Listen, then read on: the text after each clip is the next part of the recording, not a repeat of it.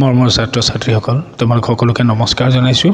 আৰম্ভ কৰিবলৈ লৈছোঁ চতুৰ্থ শ্ৰেণীৰ অধ্যায় 13 বিজ্ঞান পাঠৰ সৰল যন্ত্ৰ যিটো পাঠ আছে সেই পাঠটো। তোমালোকে কিতাপখন খুলি ল'বাচোন, তেতিয়া বেছি ভালদৰে বুজিব পাৰিবা। চোৱা, আমি সদায় বিভিন্ন ধৰণৰ কাম কৰোঁ আৰু এই কামবোৰ কৰিবলৈ আমি শৰীৰৰ অংগ প্ৰত্যংগবোৰ ব্যৱহাৰ কৰোঁ। আৰু অংগ প্ৰত্যংগৰে যিবোৰ কাম আমি বলেৰে নোৱাৰোঁ, অংগ প্ৰত্যংগৰ বলেৰে যিবোৰ কাম কৰিব নোৱাৰোঁ, এই কামবোৰ কৰিবলৈ আমি কিছুমান আহিলা লওঁ। সেই আহিলাবোৰকেই যন্ত্ৰ বুলি কোৱা হয়।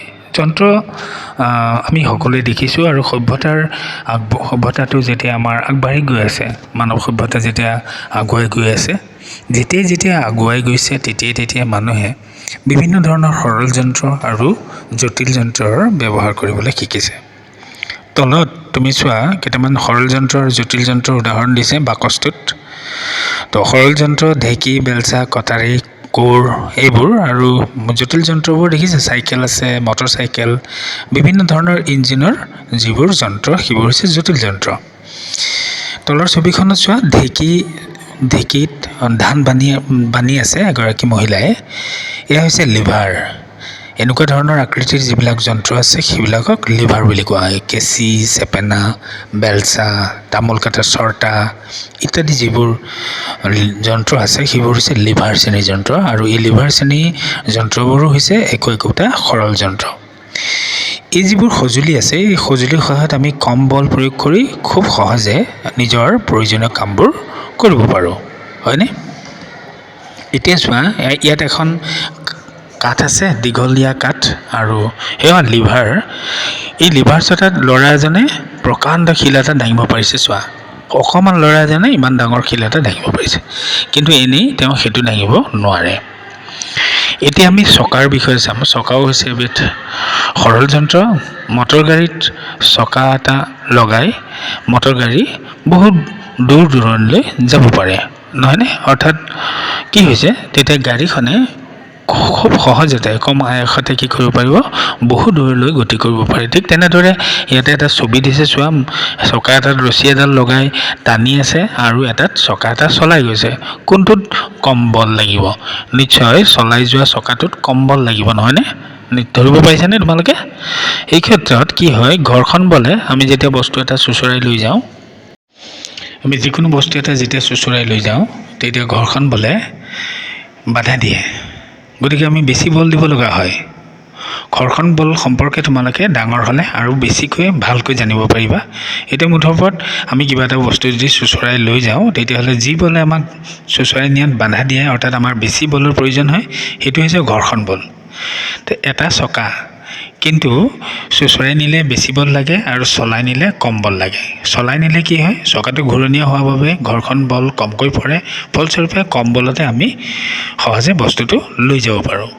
কথাটো বুজি পাইছা নহয়? এতিয়া আমি চাম হেলনীয়া তলৰ বিষয়ে।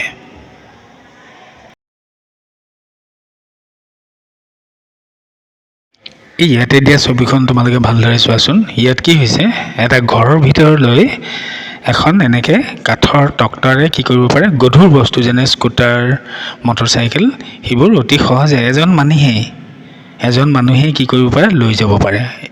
এই হেলনীয়া তল বস্তুটো কেনেকুৱা জানানে? এখন কাঠ বা তেনেধৰণৰ কোনো এটা বস্তু, যিটো এটা মাটিত বা সমতলত এটা মূৰ থাকিব আৰু আনটো মূৰ য'লৈ নিব লাগে অলপ ওখ ঠাইত থাকিব, আৰু সেই কাঠ চটা বা তেনেকুৱা যতন ব্যৱহাৰ কৰি চাপৰ ঠাইৰ পৰা ওখ ঠাইলৈ কম বল প্ৰয়োগ কৰি খুব গধুৰ বস্তু আমি এনেদৰে চলাই নিব পাৰোঁ বা চুচৰাই নিব পাৰোঁ। সাধাৰণতে চোতালৰ পৰা বা ঘৰৰ বাৰাণ্ডালৈ চাইকেল, মটৰ চাইকেল, স্কুটাৰ আদি উঠাবলৈ এই ধৰণৰ তল ব্যৱহাৰ কৰা হয়। তোমালোকে নিশ্চয় দেখিছা। আৰু ডাঙৰ ডাঙৰ অট্টালিকাৰ বা পৰ্বত পাহাৰত যিবোৰ খটখটি আছে, সেইবোৰো তেনেকুৱা নহয়নে? তেনেকুৱা হেলনীয়া ধৰণৰ হয়নে নহয়?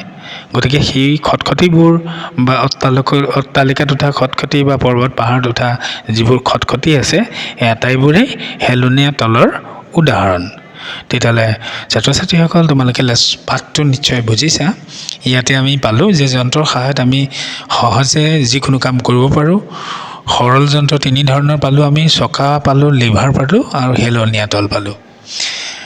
ইয়াৰ পিছত চকাই আমাক চকাত আমি কি পাব পাৰোঁ বাধা পাব পাৰোঁ কেতিয়া বাধা পাব পাৰোঁ যদি আমি চুচৰাই নিওঁ কিন্তু চলাই নিলে চকাই সেই বাধা অতিক্ৰম কৰি যাব পাৰে ইয়াৰ পিছত পালোঁ লিভাৰৰ সহায়ত আমি কম বল প্ৰয়োগ কৰি ডাঙৰ ডাঙৰ কাম কৰিব পাৰোঁ আৰু গধুৰ বস্তু উঠাবলৈ শেষত পালোঁ গধুৰ বস্তু উঠাবলৈ আমি হেলনীয়া তল ব্যৱহাৰ কৰিব পাৰোঁ গতিকে ছাত্ৰ ছাত্ৰীসকল তোমালোকে পাঠটো বাৰে বাৰে পঢ়িবা পঢ়িলে নিশ্চয় ভিতৰৰ কথাখিনি ভালদৰে বুজিব পাৰিবা প্ৰশ্ন উত্তৰ কৰাত সহজ হ'ব মই তোমাক পাঠটোৰ লগতে প্ৰশ্ন উত্তৰো দি দিম তেতিয়াহ'লে তোমালোকৰ আজিৰ পাঠটো ইমানতে শেষ হ'ল নমস্কাৰ